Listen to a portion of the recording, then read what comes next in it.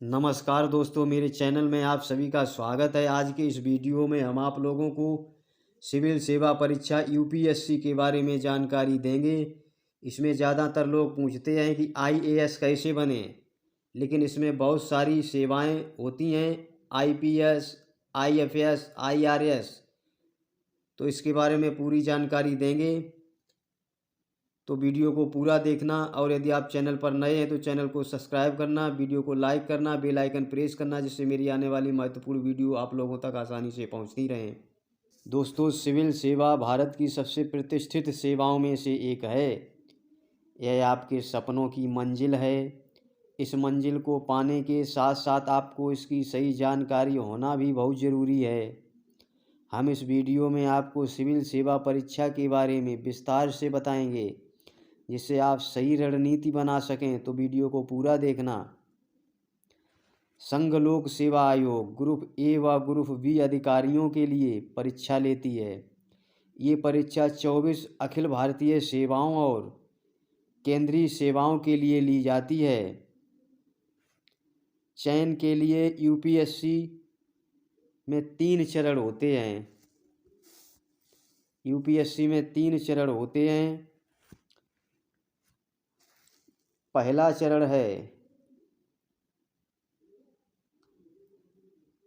Preliminary exam, इसे प्रारंभिक परीक्षा कहते हैं। सेकेंड यानी कि द्वितीय चरण है मेंस एग्जाम, इसे मुख्य परीक्षा कहते हैं। तृतीय चरण है इंटरव्यू यानी कि साक्षात्कार, इसे तृतीय चरण कहते हैं।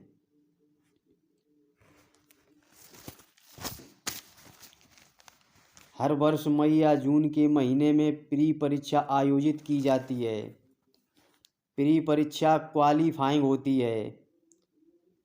अंतिम परिणाम में प्री परीक्षा के अंक नहीं जोड़े जाते हैं, लेकिन प्री परीक्षा को क्वालिफाई करने के बाद ही आप मेंस में क्वालिफाई कर सकते हैं। इस चरण में कंपटीशन बहुत अधिक होती है। इसमें सबसे ज़्यादा कैंडिडेट परीक्षा देते हैं। तो हम आप लोगों को प्रारंभिक परीक्षा का स्वरूप बताएंगे। प्रारंभिक परीक्षा का स्वरूप इस प्रकार है। प्री परीक्षा में 200-200 अंकों के 2 पेपर होते हैं। फर्स्ट पेपर है, तो फर्स्ट पेपर में सब्जेक्ट होते हैं। पहला सब्जेक्ट है भारतीय इतिहास। यह भारतीय इतिहास 4 चरणों में बटा हुआ होता है। ए है कला संस्कृति, बी है प्राचीन भारत, सी है मध्यकालीन भारत और डी है आधुनिक भारत।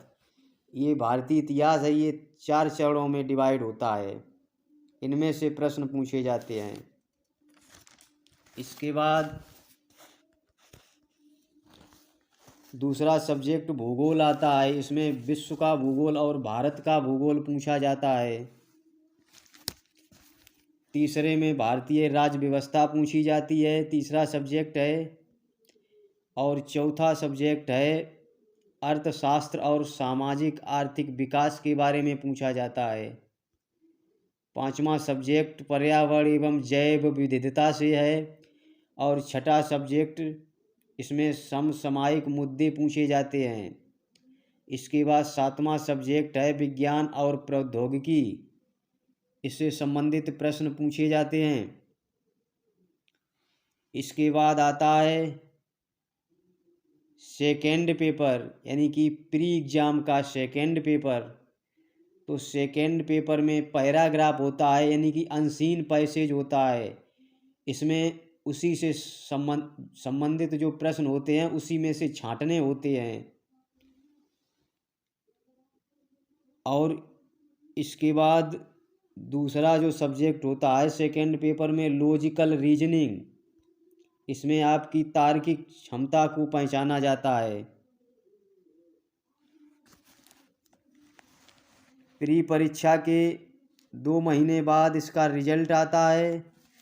हाँ, और इसमें बता दें कि प्री परीक्षा में 33% अंक लाना अनिवार्य होता है।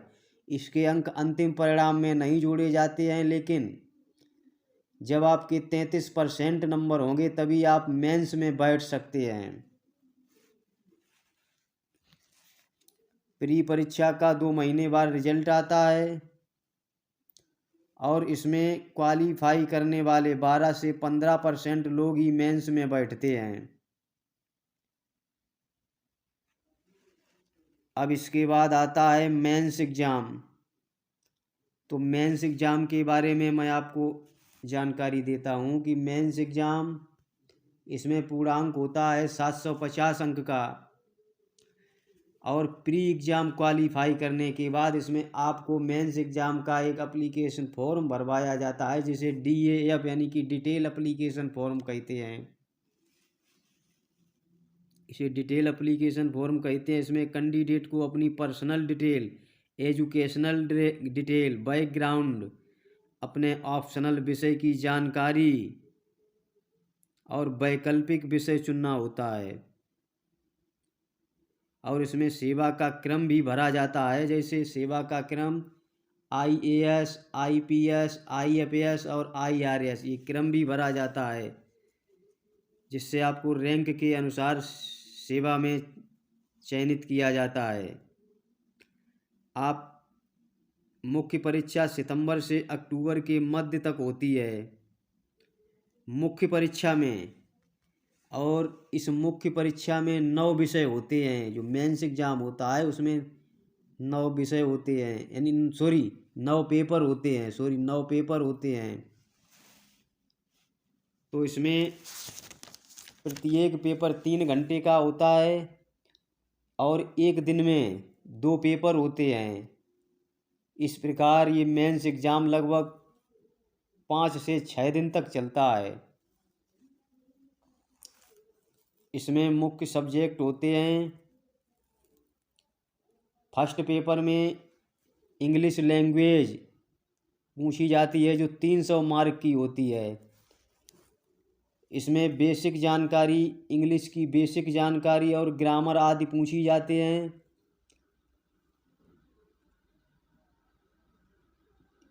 इंग्लिश लैंग्वेज के 300 मार्क्स जो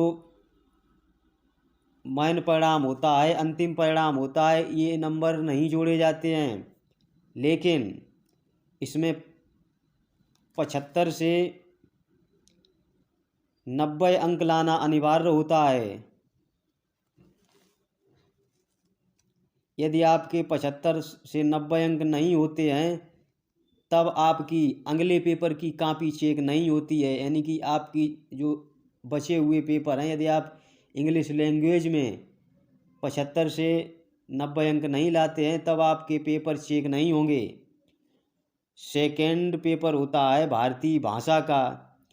जो भी संविधान की 8वीं अनुसूची में भाषाएं होती हैं, वही भाषा अपने मातृभाषा के हिसाब से चुनी जाती है सेकेंड पेपर में।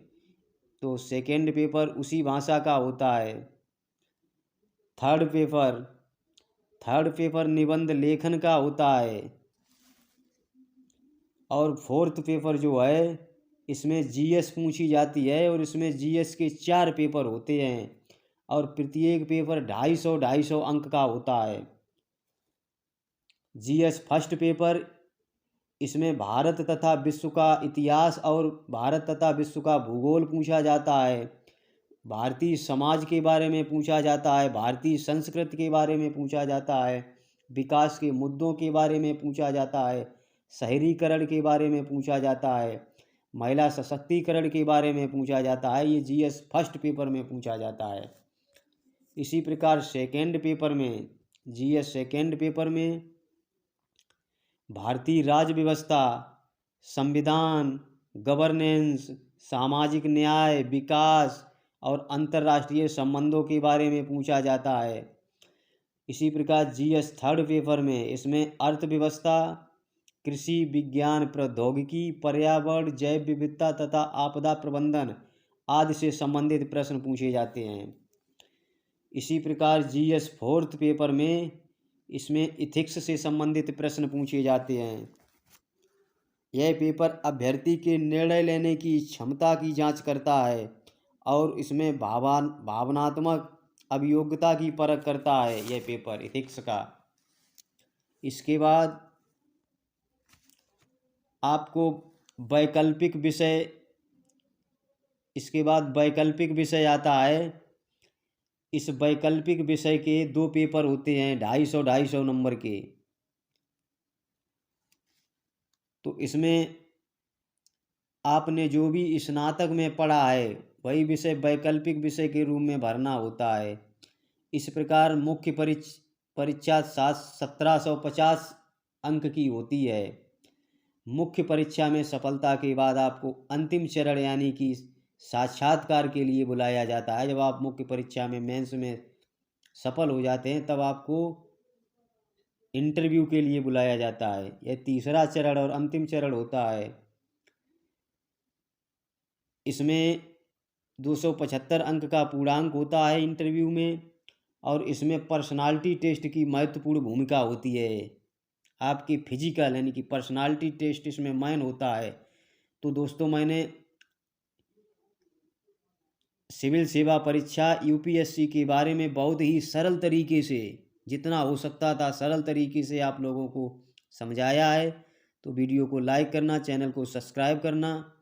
Thank you for watching. जय हिंद, वंदे मातरम।